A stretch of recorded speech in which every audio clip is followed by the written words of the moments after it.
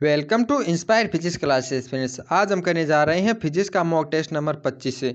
यदि आपने पहले वाले चॉइस मॉक टेस्ट नहीं किए हैं दोस्तों, आप उन्हें भी देख लीजिए। यदि दोस्तों आप हमारे इन मॉक टेस्ट को हल करते हैं तो इसमें आपको बहुत ही अच्छे अच्छे क्वेश्चन देखने को मिलेंगे और उसके साथ ही अच्छे अच्छे कंसेप्ट भी सीखने को मिलेंगे, जिसकी आपकी फिजिक्स की तैयारी बहुत अच्छी हो जाएगी। यदि दोस्तों आप हमारे इन क्वेश्चनों की PDF फाइल प्राप्त करना चाहते हैं तो आप हमारे वीडियो के डिस्क्रिप्शन बॉक्स में जाए, वहाँ पर आपको नीचे इसको PDF डाउनलोड करने के लिए लिंक मिल जाएगी। यदि दोस्तों आप हमारे सभी प्रीवियस PDF डाउनलोड करना चाहते हैं तो आप हमारे Telegram group inspire physics classes को ज्वाइन कर लें। वहां पर आपको सभी प्रीवियस यानी PDF फाइल मिल जाएगी। और दोस्तों यदि आप हमारे चैनल पर नए हैं तो चैनल को भी सब्सक्राइब कर लें और बेल आइकन को भी दबा लें, जिससे कि नए वीडियो की नोटिफिकेशन आपको मिलती रहे। दोस्तों शुरुआत करते हैं आज के वीडियो की और अपन देखते हैं इसका पहला क्वेश्चन। अब आज का पहला क्वेश्चन है, एक पिंड ऊर्ध्वाधर दिशा में ऊपर की ओर प्रक्षेपित किया जाता है तथा यह पुनः धरातल पर गिरता है तो इसकी स्थिति जुड़ जाए। कि दोस्तों हमें दिया गया है कि कोई पिंड है, उसको अपन किसी वेग से ऊपर की ओर प्रक्षेपित करते हैं और दोस्तों यह पुनः धरातल पर गिरता है, यानी धरातल पर दोबारा से गिर जाता है। तो हमें बतानी है कि किस स्थान पर इसकी जो स्थिति ऊर्जा होगी दोस्तों वह मैक्सिमम होगी। दोस्तों हम जानते हैं जो मैक्सिमम ऊर्जा का जो फॉर्मूला होता है वो हमारा होता है mgh होता है। दोस्तों यहाँ जहाँ पर एच का मान अधिकतम होगा वहाँ पर हमारी स्थितिज ऊर्जा का मान अधिकतम होगा। तो इस क्वेश्चन का हमारा राइट आंसर हो जाएगा ऑप्शन नंबर बी वाला, यानी सर्वाधिक ऊंचाई पर स्थितिज ऊर्जा का मान अधिकतम होगा, यानी कि सर्वाधिक ऊंचाई यहाँ पर होगी क्योंकि यहाँ पर एच का मान मैक्सिमम होगा और एच का मान मैक्सिमम होगा तो हमारा स्थितिज ऊर्जा का मान भी मैक्सिमम हो जाएगा। तो इस क्वेश्चन का राइट आंसर हो जाएगा ऑप्शन नंबर बी वाला।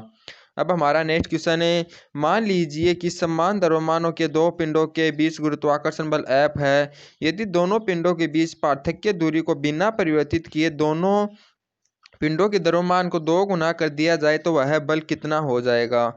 यानी कि दोस्तों में दिया हुआ है कि कोई दो पिंड है, उनका दोनों का जो द्रव्यमान है दोस्तों समान है, मान लेते m है और इनके मध्य की दूरी दोस्तों बीच में r हो तो इसके गुरुत्वाकर्षण बल दोस्तों F लग रहा है मान लिया।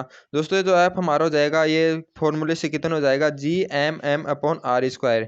अब दोस्तों में दिया गया है कि यदि दोनों पिंडों के जो मास है दोस्तों उनको 2 गुना कर दिया जाए, यानी 2m कर दिया जाए और दूरी के मान को अनचेंज रखा जाए यानी अपरिवर्तित रखा जाए, तो हमें बताना है कि F का मान कितना होगा।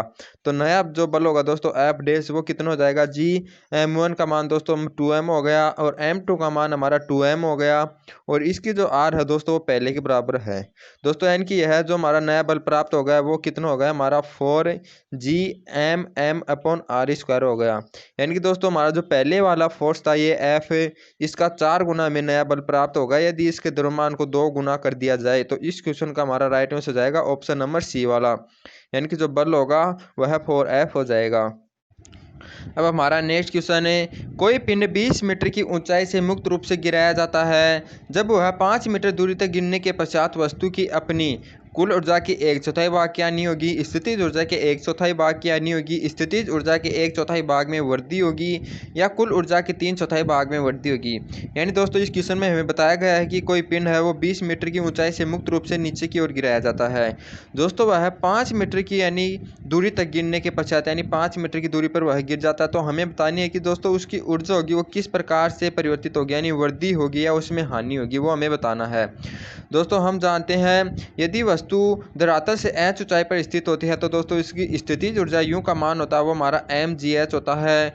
यदि दोस्तों हमारा u यानी 20 सेंटीमीटर ऊंचाई पर कितनी होगी वो जाएगी हमारी 20 mg, यानी h का मान अपन 20 सेंटीमीटर रख देंगे। यदि दोस्तों हमारा पिंड 5 मीटर नीचे जाएगा यानी कि धरातल से वह 15 मीटर यानी कि ऊपर रहेगा, यानी कि दोस्तों 5 मीटर नीचे आ जाएगा तो धरातल से इस पिंड की ऊंचाई रहेगी वो रहेगी 15। तो यानी उस समय हमारी जो स्थितिज ऊर्जा जाएगी वो जाएगी 15 mg। यानी दोस्तों स्थितिज ऊर्जा के मान में जो कमी हुई है हमारी वो यह 5 mg कमी हुई है। और दोस्तों यह जो 5 mg है यह हमारी जो 20 mg का दोस्तों 1/4 भाग है, यानी इसका चौथा हिस्सा है। तो इस क्वेश्चन का राइट आंसर हो जाएगा हमारा ऑप्शन नंबर बी वाला, यानी दोस्तों हमारी जो स्थितिज ऊर्जा है उसके मान में 1/4 भाग का हानि हो जाएगी। यानी कि पहले थी हमारे 20 mg, जब वह 5 मीटर की दूरी तक गिर जाती है दोस्तों हमारी बचती है 15 mg, यानी 5 mg की हानि हो जाएगी और वह कुल स्थितिज ऊर्जा थी हमारी उसका 1/4 भाग है। तो इस क्वेश्चन का राइट आंसर हो जाएगा ऑप्शन नंबर बी वाला। अब हमारा नेक्स्ट क्वेश्चन है, किसी कण द्वारा दिए गए समय अंतराल के दौरान कार्यशील बल के कारण कण पर आवेग होगा। यानी कि दोस्तों हमें बताना है कि कोई हमारा कण है, उस पर किसी यानी अल्प समय के लिए यानी dt समय के लिए कोई बल कार्यरत है। दोस्तों हमें बताना है उसके कारण इस कण पर जो आवेग होगा वो हमें ज्ञात करना, वो किसके बराबर होगा। दोस्तों हम जानते हैं हमारा जो आवेग यानी आई होता है, उसका जो फॉर्मूला होता है वो हमारा F इंटू डेल्टा टी होता है। यानी कि दोस्तों जो बल यानी जितने समय तक लगाया जाता है उन दोनों का जो गुणन होता है वो ये हमारा आवेग के बराबर होता है। दोस्तों हम जानते हैं हमारा जो बल बराबर होता है वो संवेग में परिवर्तन की दर के बराबर होता है, यानी dp/dt होता है, और इसको मल्टीप्लाई करेंगे dt से। दोस्तों यहाँ से हमारा जो आवेग निकल कर आ जाएगा वो हमारे dp के इक्वल होगा। यानी दोस्तों हमारा जो आवेग हो जाएगा वो संवेग में परिवर्तन के बराबर हो जाएगा। तो इस क्वेश्चन का राइट आंसर हो जाएगा ऑप्शन नंबर बी वाला, यानी उसके संवेग में परिवर्तन के बराबर हमारा उस कण का जो आवेग होगा वो हो जाएगा। दोस्तों याद रखना, यदि संवेग में परिवर्तन की दर दिया हुआ था यानी दर और यानी दिया होता तो वो हमारा बल के बराबर हो जाता। यदि ओनली संवेग में परिवर्तन दिया होता है तो हमारे आवेग के बराबर होता है। तो इस क्वेश्चन का राइट आंसर हो जाएगा ऑप्शन नंबर बी वाला। अब हमारा नेक्स्ट क्वेश्चन है, यदि किसी कण पर एक नियत बल कार्यरत हो तो उस कण पर विस्थापन और समय ग्राफ कैसा होगा। यानी दोस्तों हमें दिया हुआ है को कोई कण है, उस पर कोई बल F कार्यरत है और वह नियत है। तो दोस्तों उस बल के कारण इसमें जो विस्थापन होगा समय के साथ, तो समय और विस्थापन का जो हमारा ग्राफ खींचेंगे वो हमें बताना ग्राफ किस प्रकार होगा सरल रेखा में होगा, वर्त होगा या परवलय होगा। तो दोस्तों हम देखते हैं कि जो हमारा जो बल होता है दोस्तों उसका फॉर्मूला होता है ma। दोस्तों इस त्वरण को अपन लिख सकते हैं v/t, यानी वेग बटे समय होता है, और दोस्तों वेग होता है हमारा विस्थापन बटे समय है। तो इस फॉर्मूले को अपन इस प्रकार लिख सकते हैं, x हमारा हो जाएगा विस्थापन और अपॉन में हो जाएगा t², क्योंकि एक t पहले से है, और यदि वेग को अपन विस्थापन बटे समय लिखेंगे तो नीचे एक और समा जाएगा। दोस्तों इन फॉर्मूले से अपन देखते हैं कि जो हमारा x इक्वल टू प्राप्त हो जाएगा वो हमें प्राप्त होगा हमारा x equal to F upon में m इंटू टी स्क्वायर प्राप्त होता है। दोस्तों यहाँ से अपन देखते हैं कि हमारा F का मान भी कांस्टेंट है, क्योंकि हमें दिया हुआ है बल को नियत रखा जाता है, और m हमारा वैसे ही नियत आता है। तो दोस्तों इस अपन इक्वेशन से देखते हैं कि यह इक्वेशन हमारी परवलय की जो समीकरण होती है हमारी x इक्वल टू 4ay²। दोस्तों ये हमारे परवलय का समीकरण होता है, इस समीकरण से यह मैच खा रहा है। तो हमारा जो दोस्तों x और t के अंदर जो ग्राफ होगा वह परवलयाकार होगा, यानी इस क्वेश्चन का राइट आंसर हो जाएगा ऑप्शन नंबर सी वाला।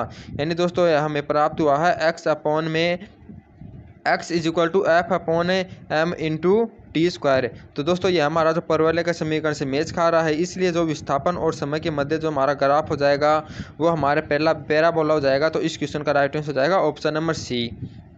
अब हमारा नेक्स्ट क्वेश्चन है, अपने उड़ान पथ के अवरोधकों की पहचान के लिए चमगादड़ निम्नलिखित में से यानी निम्नलिखित तरंगों में से कौन सी एक का उपयोग करता है। यानी दोस्तों हमें 4 तरंगें दी हुई हमें बतानी। जो चमगादड़ होता है दोस्तों यदि वह उड़ान करता है तो उसके सामने कोई अवरोध आ जाता है, तो उसकी वह पहचान किस तरंग के द्वारा करता है। दोस्तों वह करता है पराश्रव्य तरंगे के द्वारा। जो अल्ट्रासोनिक वेव्स होती हैं दोस्तों वह उनको यानी कि है छोड़ता है, और जैसे ही वह अल्ट्रासोनिक तो किरणें होती हैं वो हमारे कोई भी अवरोध होता है उससे परावर्तित होकर उसे सुनाई देती हैं। यदि वह उससे सुनाई देती हैं तो दोस्तों वह समझ लेता है कि कोई आगे अवरोध है।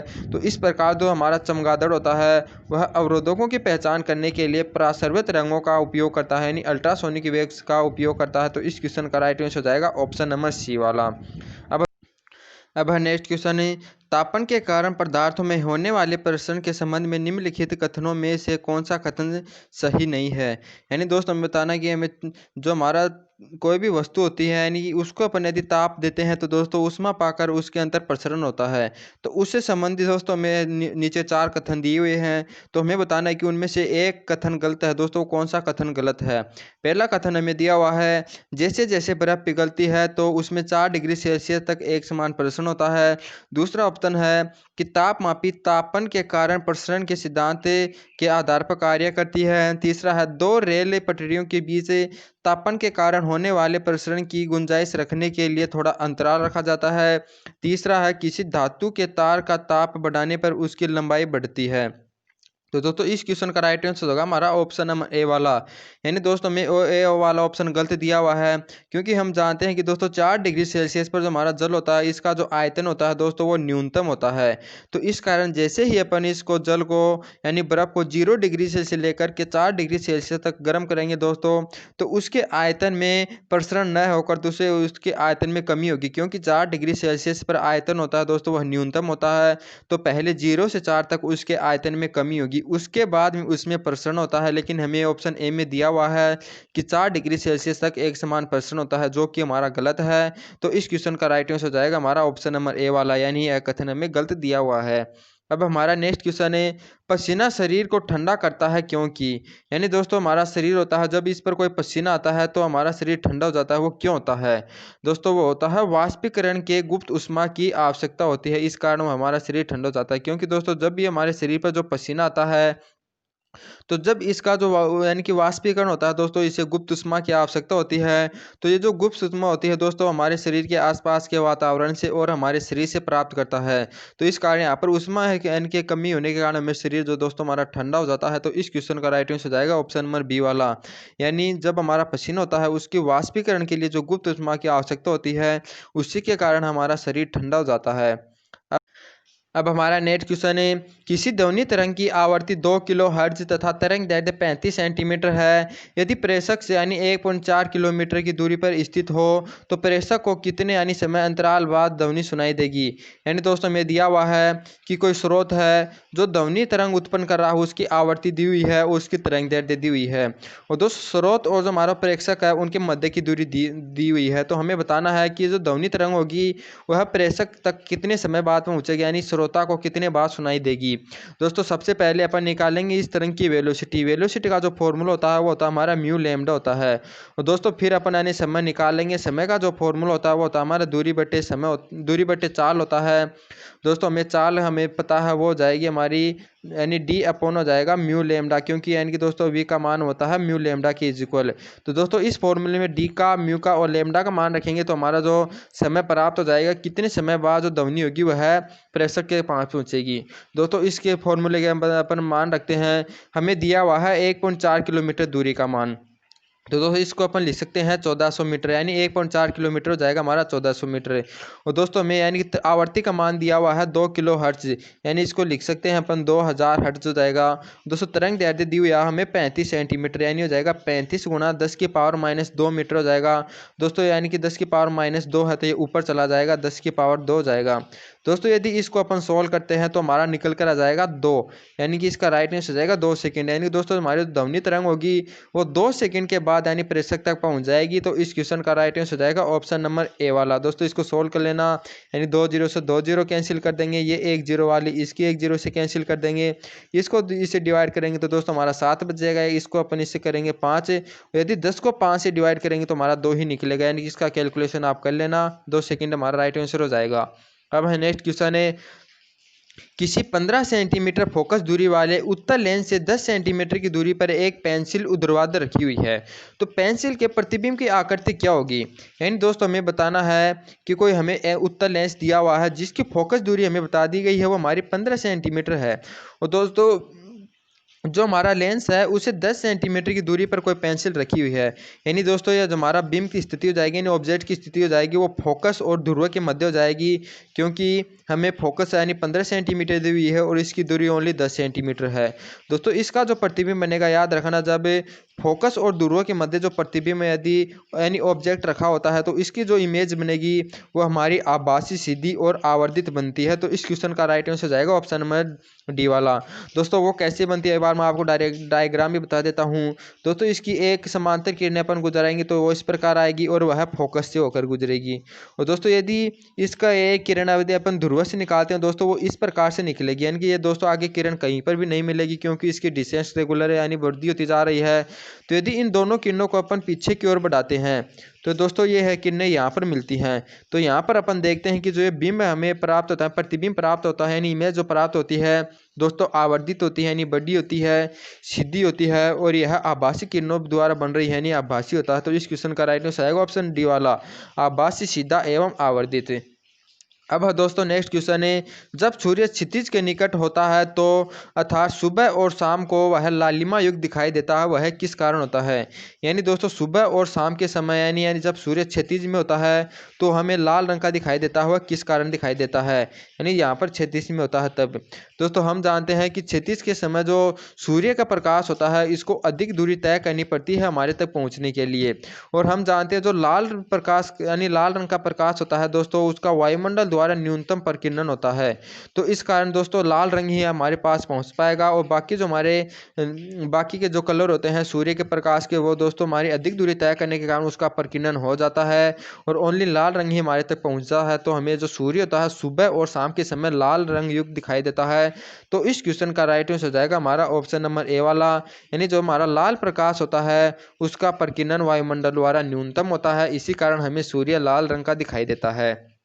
अब दोस्तों नेक्स्ट क्वेश्चन है, किसी पिंड पर कोई बल जो 30 सेकंड अवधि के लिए लगाया जाता है, पिंड का संवेग 10 ग्राम सेंटीमीटर पर सेकंड से बदलकर 40 ग्राम सेंटीमीटर पर सेकंड हो जाता है, तो बल का परिणाम क्या होगा।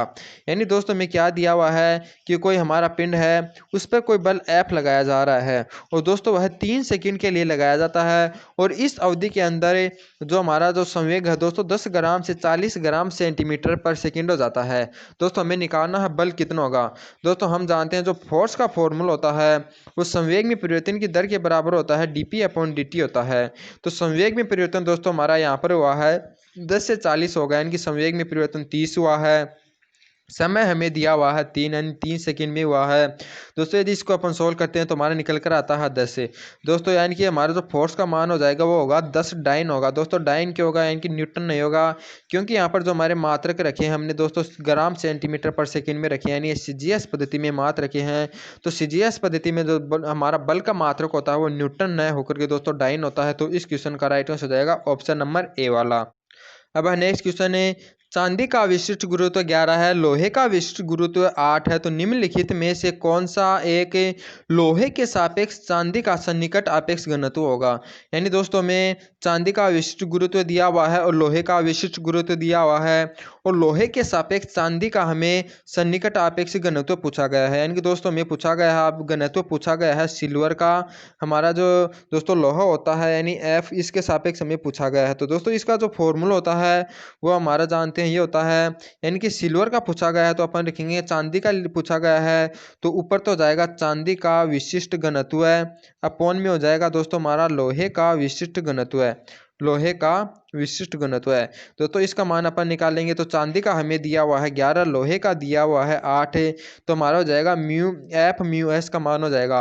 दोस्तों इसको अपन सोल्व करेंगे, 11 से यदि 8 को डिवाइड करेंगे तो हमारा निकल कर आ जाएगा 1.4, ये हमारा मैच खा रहा है ऑप्शन नंबर ए से। तो इस क्वेश्चन का राइट आंसर हो जाएगा हमारा ऑप्शन नंबर ए वाला।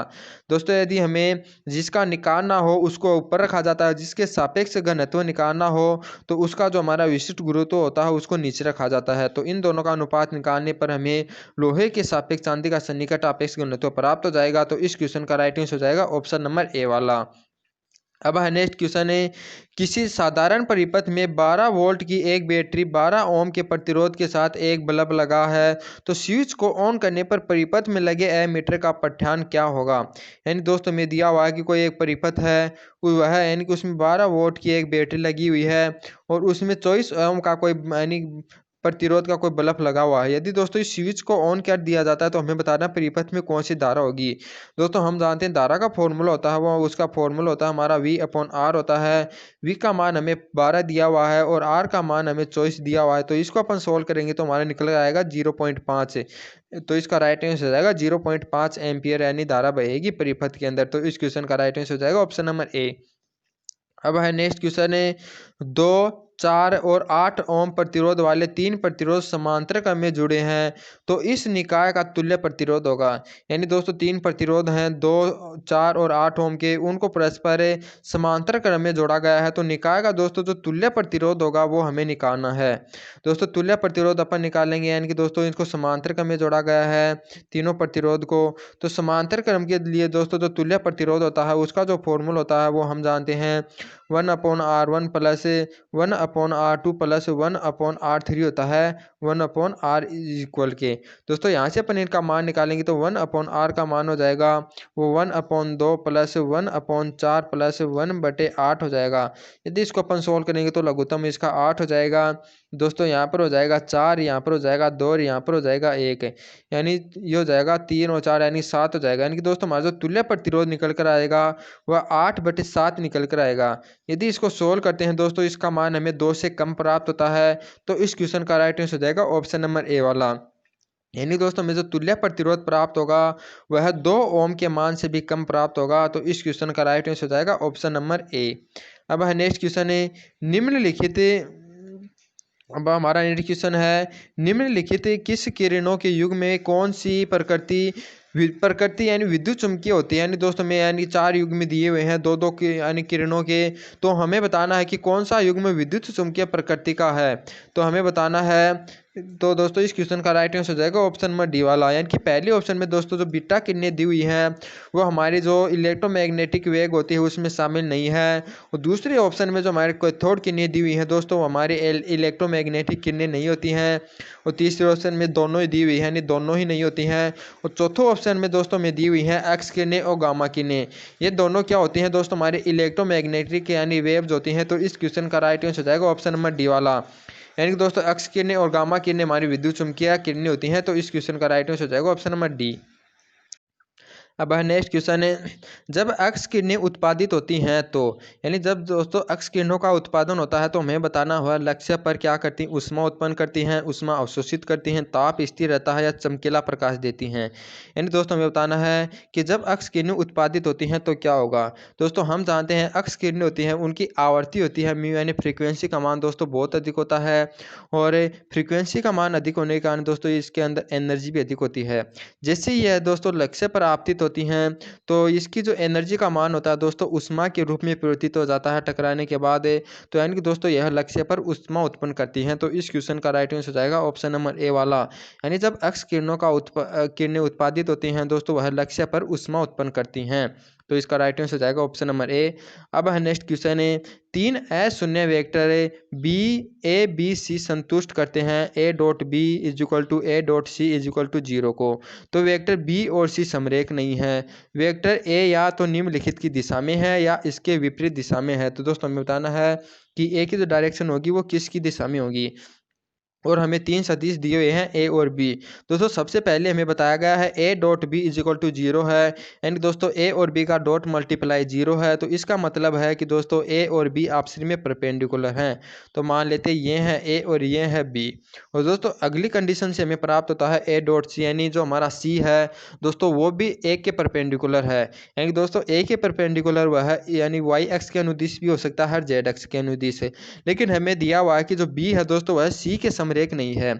यानी कि जो हमारा बी और सी समरेख नहीं है, यानी कि जो बी यदि वाई एक्स पर है तो दोस्तों हमारा जो सी है वह भी वाई एक्स पर नहीं होगा, तो ओनली वह जेड एक्स पर ही होगा। दोस्तों यहाँ से हमें पता चल गया कि ए है एक्स एक्स के अनुदिश, बी है वाई एक्स के अनुदिश और सी है जेड एक्स के अनुदिश। तो हमें बताना है कि ए की दिशा निम्न यानी कि 4 ऑप्शन दिए हैं इनमें से किसकी दिशा में या किसके विपरीत होगा।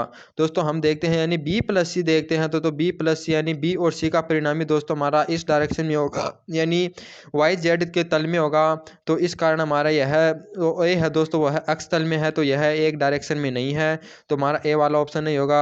दूसरा ऑप्शन है बी, दोस्तों बी हमारा वाई एक्स के अनुदिश है और ए है दोस्तों हमारा एक्स के अनुदिश है, तो इनकी भी दिशा में हमारी सेम नहीं है, तो ये ऑप्शन भी नहीं होगा। तीसरा ऑप्शन है बी क्रॉस सी, दोस्तों हम जानते हैं कि इन्हीं 2 सदिशों का क्रॉस मल्टीप्लाई किया जाता है तो जो हमें परिणामी सदिश प्राप्त होता है तो वह उन दोनों के लंबवत प्राप्त होता है। यदि दोस्तों बी हमारा वाई एक्स के अनुदिश है और सी हमारा जेड एक्स के अनुदिश है, तो जो हमें बी क्रॉस सी प्राप्त होगा दोस्तों वह एक्स एक्स के अनुदिश प्राप्त होगा, और दोस्तों हमारा जो ए सदिश है वह भी एक्स एक्स के अनुदिश है, तो इस क्वेश्चन का राइट आंसर हो जाएगा ऑप्शन नंबर सी वाला। यानी दोस्तों हमारा जो ए वेक्टर होगा उसकी डायरेक्शन हो जाएगी वो बी क्रॉस सी के यानी कि या तो दिशा में होगी या इसके विपरीत दिशा में हो जाएगी, तो इस क्वेश्चन का राइट आंसर हो जाएगा ऑप्शन नंबर सी वाला।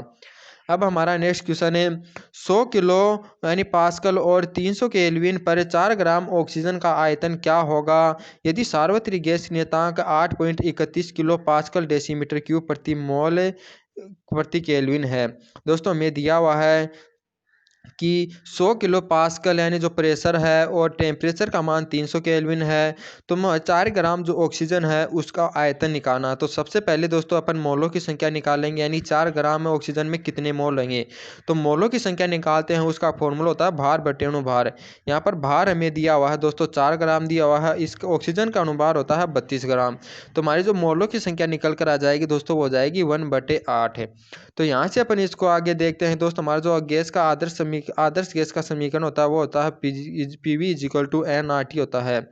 यहाँ से अपन दोस्तों प्रेशर यानी कि वॉल्यूम का मान निकाल सकते हैं, वो जाएगा एन आर टी अपॉन में पी हो जाएगा। तो यहाँ से दोस्तों अपन एन का मान यानी मोलों की संख्या रखेंगे, वो हमारी 1/8 है। और यहाँ से आर यानी कि दोस्तों सार्वत्रिक गैस नियतांक का है 8.31। और दोस्तों यहाँ पर जो हमें टेम्परेचर का मान दिया है वो दिया हुआ है 300 केल्विन।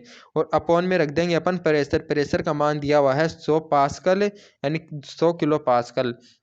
तो यदि दोस्तों इनको अपन सोल्व करते हैं तो ये 2 जीरो से ये 2 जीरो कैंसिल हो जाएंगी, और इसको अपन इससे सोल्व करेंगे दोस्तों हमारा 1.03 के समथिंग प्राप्त होगा। और 1.03 को यदि दोस्तों अपन 3 से मल्टीप्लाई करेंगे तो हमें जो प्राप्त होगा वो 3.1 डेसीमीटर क्यूब प्राप्त होगा लगभग। तो इस क्वेश्चन का राइट आंसर हो जाएगा ऑप्शन नंबर सी वाला, यानी 100 किलो पास्कल प्रेशर और 300 केल्विन टेम्परेचर पर 4 ग्राम ऑक्सीजन का जो आयतन होगा वो हो जाएगा 3.1 डेसीमीटर पर क्यूब। तो इस क्वेश्चन का राइट आंसर हो जाएगा ऑप्शन नंबर सी वाला। अब है नेक्स्ट क्वेश्चन है, चंद्रमा की त्रिज्या पृथ्वी की त्रिज्या के लगभग 1/4 है और चंद्रमा पर गुरुत्वीय त्वरण पृथ्वी पर गुरुत्वीय त्वरण लगभग छठा हिस्सा है। इससे हम पृथ्वी के द्रव्यमान का चंद्रमा के द्रव्यमान से लगभग क्या अनुपात होने का निष्कर्ष निकाल सकते हैं। यानी दोस्तों में क्या दिया हुआ है कि जो हमारी जो मून की रेडियस है यानी आर एम है दोस्तों, वह पृथ्वी की जो रेडियस है अर्थ की आर ई, इसका 1/4 भाग है। और दोस्तों जो मून का गुरुत्वीय त्वरण है यानी जी एम दोस्तों, वह अर्थ के गुरुत्वीय त्वरण का छठा हिस्सा है। तो हमें दोस्तों जो हमारा अर्थ का मास है और मून का मास है उनका अनुपात क्या निकल सकता है वो हमें निकालना है। तो सबसे पहले अपन देखते हैं दोस्तों हमारा गुरुत्वीय त्वरण का फॉर्मूला होगा, यानी अर्थ के लिए निकालते हैं पहले। तो ये हो जाएगा हमारा G/m/e अपॉन में RE² हो जाएगा। दोस्तों इसी को यहाँ से अपन देखते हैं कि जो हमारा अर्थ का जो हमारा जो मास हो जाएगा दोस्तों, उसका फॉर्मूला क्या हो जाएगा, GE/RE² अपॉन में m हो जाएगा। दोस्तों इस फॉर्मूले से अपन यदि मून के लिए मास निकालते हैं यानी mm का, तो दोस्तों में क्या प्राप्त हो जाएगा, यानी कि GE के यानी कि दोस्तों अपन मून के लिए यानी GM का मान 1/6 GE रख सकते हैं। तो ये हमारा हो जाएगा 1/6 GE। और दोस्तों RM का मान अपन रखेंगे तो RM का मान 1/4 रखेंगे, तो ये हमारा हो जाएगा 1/16 हो जाएगा। और ये हो जाएगा RE² हो जाएगा। और अपॉन में अपन करेंगे दोस्तों यानी कैपिटल G ही बच जाएगा, यहाँ पर कैपिटल G है। तो यहाँ से अपन देखते हैं कि जो mm का मान प्राप्त हो जाएगा वो 16×96 होता है दोस्तों, हो जाएगा 96। और फिर दोस्तों ये हो जाएगा GE/RE² अपॉन G, यानी कि जो हमारा अर्थ का जो मास है यानी कि दोस्तों अर्थ का मास है ME, उसके 1/60 गुना हो जाएगा, 1/96 गुना। तो यहाँ से दोस्तों यदि अपन इनका अनुपात निकालेंगे तो दोस्तों हमें लगभग 96 प्राप्त हो जाएगा। तो ये दोस्तों यानी कि लगभग यानी 100 के इज इक्वल टू है। तो इस क्वेश्चन का राइट आंसर हो जाएगा ऑप्शन नंबर बी वाला, यानी जो हमारा चंद्रमा का मास होगा जो पृथ्वी का मास होगा उसका जो अनुपात लगभग प्राप्त होगा दोस्तों वो हमारा 100 प्राप्त हो जाएगा। तो इस क्वेश्चन का राइट आंसर हो जाएगा ऑप्शन नंबर बी। अब देखते हैं अपन हमारा नेक्स्ट क्वेश्चन है, निम्नलिखित में से कौन सा ग्रह पृथ्वी की अपेक्षा आकार में छोटा होता है। यानी दोस्तों हमें 4 ग्रह दिए हुए हैं, नेपच्यून, शुक्र, शनि और यूरेनस। तो इनमें से हमें बताना है कि कौन से यानी ग्रह का आकार पृथ्वी से छोटा है। तो इसका राइट आंसर हो जाएगा ऑप्शन नंबर सी वाला, यानी दोस्तों हमारा शुक्र होता है, इसका जो आकार होता है दोस्तों हमारा पृथ्वी से छोटा होता है। तो इस क्वेश्चन का राइट आंसर हो जाएगा ऑप्शन नंबर बी। अब है नेक्स्ट क्वेश्चन है, यदि किसी वस्तु पर त्वरण कार्यरत हो तो ऑप्शन दिए हुए हैं, इसकी चाल बढ़ेगी, वेग बढ़ेगा, इस पर यानी संवेग स्थिर रहेगा, कोई बल कार्य नहीं कर रहा है। यानी कि दोस्तों हमें दिया हुआ है कोई पिंड है यानी कोई वस्तु है, यदि उस पर त्वरण कार्य कर रहा है तो दोस्तों हमें बताना है कि क्या बढ़ेगा। तो दोस्तों इसका राइट आंसर हो जाएगा ऑप्शन नंबर बी, यानी इसका वेग बढ़ेगा। यानी यदि उसमें त्वरण है दोस्तों, हम जानते हैं त्वरण होता है वेग में परिवर्तन बटे समय, यानी कि यदि वेग में परिवर्तन होगा तो ही हमारा क्या होगा, उसमें त्वरण होगा। यदि दोस्तों चाल क्यों नहीं होगी, क्योंकि दोस्तों यदि हमारी वर्तीय गति होती है उसके अंदर चाल तो हमारी निश्चित रहती है, लेकिन वेग ही परिवर्तित रहता है। यानी यदि कोई वस्तु पर त्वरण कार्यरत है तो वहाँ पर दोस्तों चाल समान रह सकती है, ज़रूरी नहीं कि चाल ही बढ़े। यदि ओनली यानी वस्तु के डायरेक्शन में ही परिवर्तन हो, यानी कि वेग में तो परिवर्तन हो रहा है लेकिन चाल में परिवर्तन नहीं हो रहा, तो उस कंडीशन में भी कहेंगे उस पर त्वरण कार्यरत है। तो इस क्वेश्चन का राइट आंसर हो जाएगा ऑप्शन नंबर बी।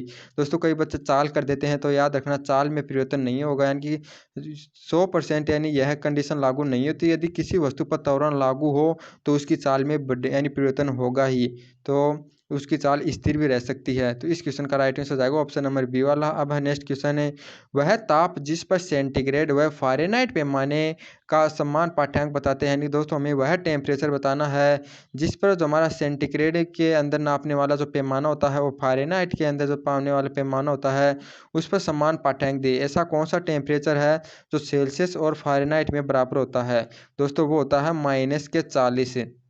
यदि आप -40 डिग्री सेल्सियस डिग्री का जो टेम्परेचर है उसको सेल्सियस पैमाने में नापेंगे तो भी -40 आएगा, फ़ारेनहाइट पैमाने नापेंगे तो भी -40 आएगा। तो इस क्वेश्चन का जो राइट आंसर हो जाएगा वो हो जाएगा ऑप्शन नंबर सी वाला। अब देखते हैं नेक्स्ट क्वेश्चन है, निम्नलिखित में से असत्य वक्तव्य को चुनो। यानी दोस्तों हमें बताना कि असत्य कथन कौन सा है। तो ए ऑप्शन दिया हुआ है, ध्वनि की चाल सरल रेखा में होती है। दोस्तों ये कथन हमारा सही है। जो हमारी जो ध्वनि की चाल होती है दोस्तों वो सरल रेखा में होती है, और वो होती है दोस्तों हमारी अनुदैर्ध्य तरंगें होती हैं, और वह ध्वनि तरंगों के रूप में चलती हैं। दोस्तों हमारी जो ध्वनि होती है वो तरंगों के रूप में चलती है। मैंने बताया था कि वो तरंगे कौन सी होती है, वो अनुदैर्ध्य होती है, और यह ध्वनि ऊर्जा का रूप होता है। दोस्तों ये ऑप्शन भी हमारा सही है। जो ध्वनि होती है वह एक ऊर्जा का रूप होता है, यानी कि उसमें आवर्ती होती है, और हम जानते हैं जिस वस्तु के अंदर आवर्ती होती है तो उसके अंदर एच म्यू यानी इस फॉर्मूले से उसके अंदर एनर्जी होती है। दोस्तों ये भी एक ऊर्जा का रूप होता है। अब है, वायु की अपेक्षा निर्वात में ध्वनि की गति तेज यानी तेज गति से चलती है। दोस्तों ये ऑप्शन में गलत दिया हुआ है। याद रखना माध्यम का है, यानी कि दोस्तों जितना सघन माध्यम होगा उसमें उतनी ही अधिक यानी कि है हमारी ध्वनि होगी, उसकी गति होगी। यानी कि दोस्तों वायु में अधिक होती है ध्वनि की गति निर्वात की अपेक्षा। तो यह हमारा राइट आंसर हो जाएगा ऑप्शन डी। यानी कि दोस्तों में गलत दिया हुआ है, यहाँ पर निर्वात में अधिक दी हुई है, बल्कि निर्वात में ध्वनि की चाल कम होती है और वायु में अधिक होती है। अब हमारा आज का लास्ट क्वेश्चन है, आकाश में बिजली चमकने का कारण होता है। यानी दोस्तों हमारा जो आकाश होता है तो बारिश के समय में उसमें जो बिजली चमकती है वो किसके कारण चमकती है? दोस्तों वो चमकती है वायुमंडलीय दाब और विद्युत विसर्जन के कारण। तो इस क्वेश्चन का राइट आंसर हो जाएगा ऑप्शन नंबर ए वाला। यानी कि दोस्तों आकाश में जो बिजली चमकती है वो वायुमंडलीय दाब पर जो विद्युत विसर्जन होता है उसी के कारण जो आकाश में बिजली चमकती है। तो इसी क्वेश्चन के साथ दोस्तों आज का हमारा वीडियो समाप्त होता है। ये वीडियो आपको कैसा लगे आप कमेंट करके ज़रूर बताइएगा, और दोस्तों अपनी स्कोर को भी आप कमेंट करके ज़रूर बताइएगा। जय हिंद दोस्तों।